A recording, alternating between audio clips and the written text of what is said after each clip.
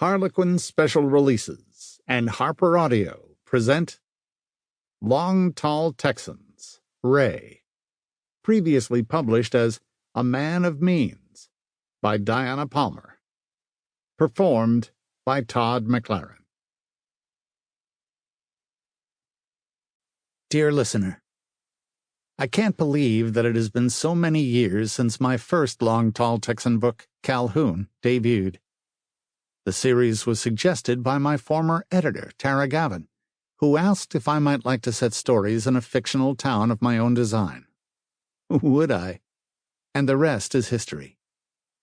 As the years went by, I found more and more sexy ranchers and cowboys to add to the collection. My readers, especially Amy, found time to gift me with a notebook listing every single one of them, wives and kids and connections to other families, in my own Texas town of Jacobsville. Eventually, the town got a little too big for me, so I added another smaller town called Comanche Wells and began to fill it up too. You can't imagine how much pleasure this series has given me. I continued to add to the population of Jacobs County, Texas, and I have no plans to stop. Ever.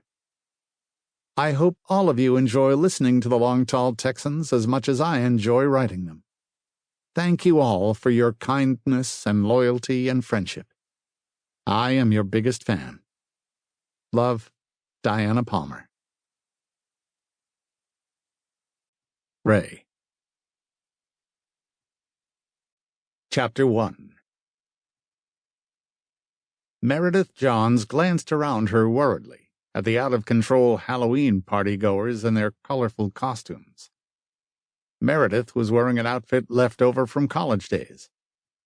She made a good salary at her job, but there was no money for little luxuries like Halloween costumes. She had to budget just to be able to pay the utility bill in the house she shared with her father. The past few months had been traumatic, and the wear was telling on her. She needed to get out of the house, Jill, one of her colleagues, had said firmly, especially after her most agonizing experience at home. Meredith was reluctant. Her father was only just back at their house after 3 days. But Jill was insistent.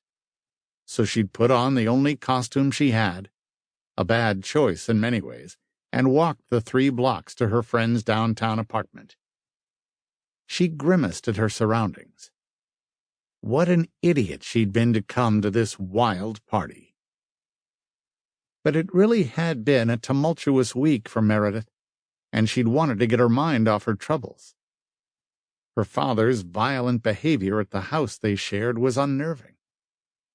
They were both still grieving, but her father had taken the tragedy much harder. He felt responsible. That was why a scholarly, conservative college professor had suddenly retired from his job and turned into an alcoholic.